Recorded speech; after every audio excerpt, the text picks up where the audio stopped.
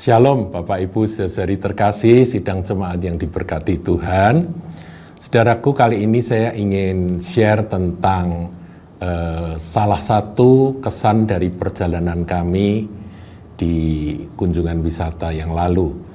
Ketika kami ke kota lama, yaitu kota Yeriko, yang sekarang sudah menjadi wilayah Palestina, kami sempat mengunjungi sebuah situs, sebuah gereja sekarang dibangun, di mana di lokasi tersebut diyakini itu adalah bekas dari rumah Sakeus. Saudaraku, Sakeus adalah sebuah kisah di dalam Lukas 19 yang sangat menarik, saudara. Yaitu ketika Tuhan Yesus masuk ke kota Yeriko, ada seorang kepala pemungut cukai yang bernama Sakeus. Dan karena badannya pendek, dia naik ke pohon sikamor itu, ya, disebut pohon ara di dalam terjemahan Indonesia. Dia naik untuk melihat orang seperti apakah Yesus itu. Dan kita semua tahu ceritanya, Tuhan Yesus lewat, Tuhan berhenti dan memanggil, Sakeus, turunlah. Ya, itu ada di dalam Sakeus 19. Saya bacakan, saudaraku, ya. Yesus masuk ke kota Yeriko dan berjalan terus melintasi kota itu. Di situ ada seorang bernama Sakeus, kepala pemungut cukai. Ia seorang kaya. Saudaraku, bukan pemungut cukai, tapi kepala pemungut cukai. Ya. Ini bertentangan dengan nama Sakeus. Nama Sakeus itu artinya adalah pure atau murni. Tetapi nggak tahu bagaimana dia akhirnya menjadi kepala pemungut cukai di kota Yeriko. Dan kota Yeriko pada masa itu adalah pusat dari industri dan eksportir yang mengirimkan keluar balsam Gilead. Terkenal, ya saudaraku, ya, balsam Gilead adalah obat yang sangat terkenal pada masa itu. Jadi tentunya sebagai kepala pemungut cukai banyak duit, saudara, ya, yang dipungut oleh Sakeus. Dan Sakeus sebagai kepala pemungut cukai, dia juga menjadi kaya raya, saudaraku, ya, karena dia memeras orang, kemudian dia korupsi dan sebagainya. Jadi dia orang yang tidak disukai di kotanya, dibenci, saudara, karena seorang pemungut cukai pada masa itu dianggap anteknya penjajah, karena dia menjadi kaki tangan dari pemerintah penjajah, yaitu pemerintah Roma, yang menindas akan bangsanya sendiri. Jadi dia sangat dibenci. Itulah Sakeus. Nah, ketika Tuhan Yesus lewat, Sakeus itu tertarik untuk mengetahui siapakah Yesus itu. Kita baca lebih lanjut, ya, saudara. Ayat 3, ia berusaha untuk melihat orang apakah Yesus itu, tetapi ia tidak berhasil karena orang banyak sebab badannya pendek, ya. Makanya ada nyanyian Sakeus, orang pendek, ya, kita tahu.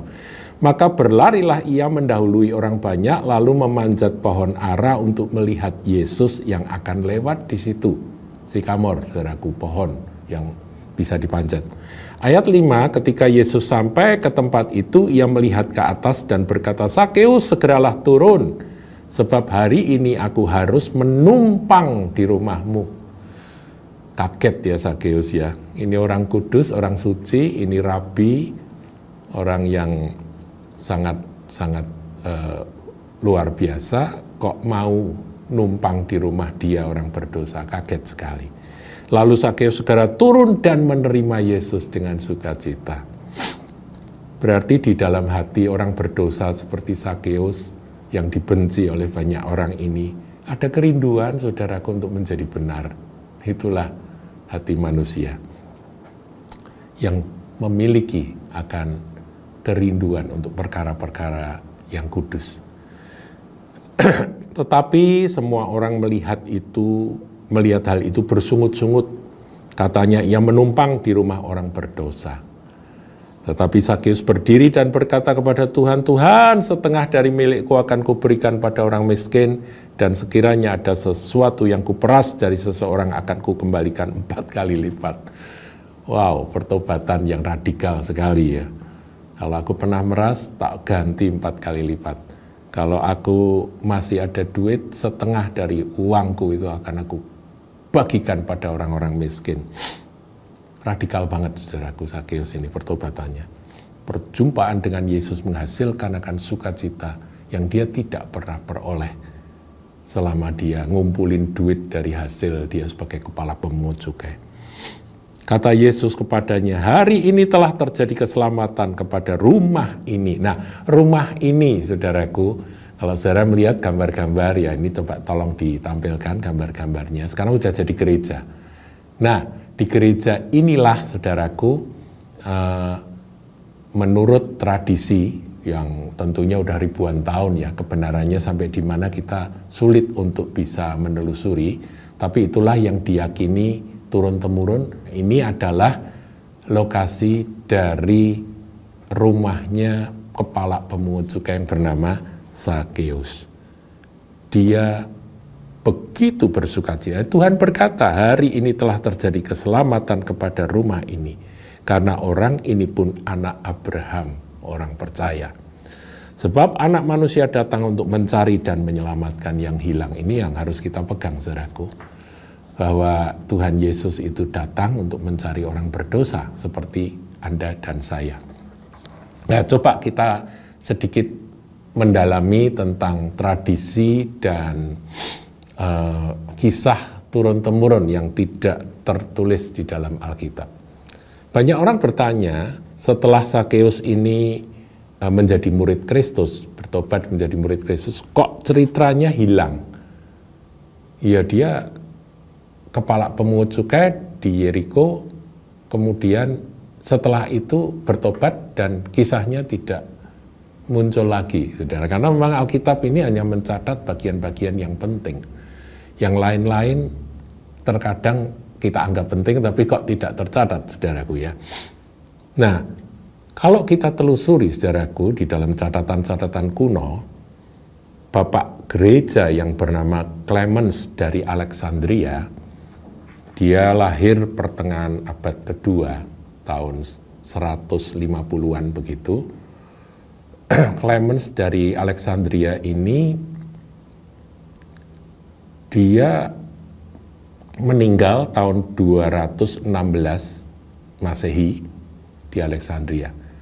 Ini sangat terkenal karena Clemens dari Alexandria inilah yang nanti menghasilkan seorang murid yang seorang teolog zaman lampau, zaman kuno yang sangat hebat, yaitu Origenes, saudaraku. Dan dalam buku karangan dari Clemens Alexandria ini, judul karangannya yaitu Stromata, dia menyebutkan bahwa Sakeus itu diberi nama Matias, yang kemudian dia menggantikan Yudas Iskariot dalam Kisah Para Rasul sebelum Pentakosta, saudaraku. Dibuang undi, maka Matiaslah yang dipilih. Jadi dia akhirnya masuk dalam jajaran 12 rasul. Karena 12 rasul hilang satu, ya gugur satu, digantikan posisinya oleh Matias. Nah, apakah benar Matias itu adalah Sakeus orang pendek itu? Tidak ada seorang pun yang tahu, saudaraku.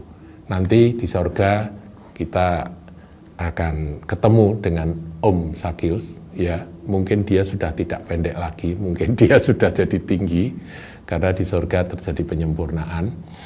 Kita tanya, Om, Anda Sakeus ya yang manjat pohon sikamor itu? Iya. Om, apa benar Om ini pernah jadi salah satu 12 murid Tuhan menggantikan Yudas? Nah, nanti jawabannya itu baru yang benar. Kalau sekarang ini kita, ya ini hanya sekedar informasi, saudaraku ya. Tapi meskipun demikian, kalau informasi ini benar, berarti ada satu pelajaran yang kita bisa petik. Apa, saudaraku? Bahwa sebuah pertobatan itu akan menghasilkan pertumbuhan. Dari seorang kepala pemungut cukai yang tadinya dia haus akan uang, greedy, dia bertobat dan kemudian radikal pertobatannya, dia tidak lagi cinta akan uang, tapi dia cinta Yesus mati-matian, dan dia akhirnya menjadi salah satu dari murid Kristus yang setia sampai ke akhir. Nah, apakah benar dia Matias? Kita nggak tahu. Tapi yang jelas cerita-cerita ini menjelaskan bahwa memang sebuah pertobatan itu akan ada kelanjutannya. Jadi kalau saudara ngalami kasih mula-mula, bertobat, hidup baru, jangan berhenti saudaraku. Lanjutkan sampai pada kesempurnaan. Karena Tuhan memanggil kita, sisa umur yang kita nggak tahu sampai kapan itu harus kita isi dengan kasih, ketaatan, dan pertumbuhan rohani dan pengenalan akan Kristus yang terus-menerus bertambah-tambah sampai kita pulang ke surga. Paham ya saudaraku? Nah, ada sebuah catatan lagi, yaitu konstitusi apostolik, ya. Di dalam catatan konstitusi apostolik tersebut dikatakan bahwa Sakeus pernah menjadi uskup di Kaisaria. Dia uskup pertama di Kaisaria. Jadi ketika gereja itu sudah mulai bertumbuh, para rasul menetapkan akan uskup-uskup, ya, jadi pemimpin-pemimpin. Nah, salah satu pemimpin yang ditunjuk menjadi pemimpin di Kaisaria adalah suatu kota besar, yaitu adalah Sakeus. Nah, ini catatan dari konstitusi apostolik.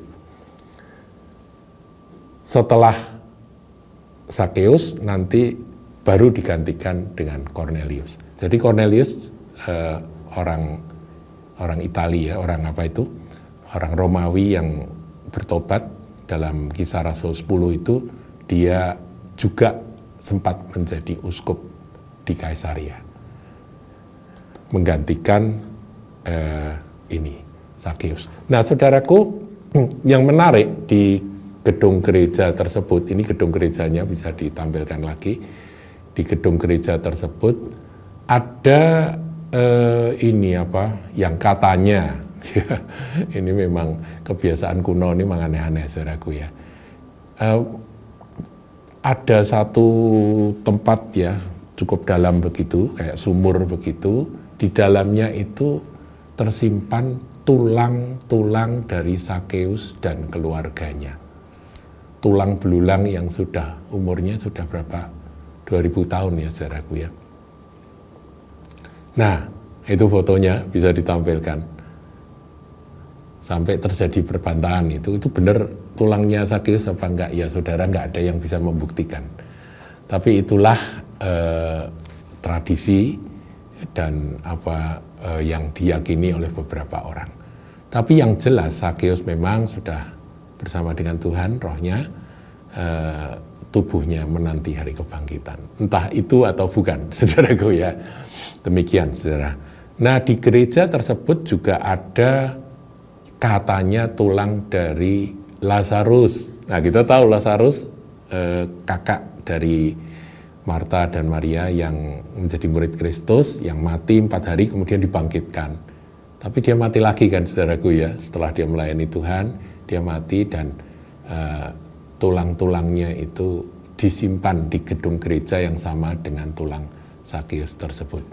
Sekali lagi saudaraku, saya menyampaikan ini bukan berarti kami mempercayai bahwa itu betul situsnya, tempat di mana itu adalah rumah Sakeus, itu betul tulangnya Sakeus dan tulangnya Lazarus. Saya tidak katakan demikian, tetapi kita ambil akan sisi positif dari kunjungan wisata ini, yaitu bahwa luar biasa, sebuah pertobatan itu pasti menghasilkan buah yang lebat dan ada pertumbuhan yang mengikutinya.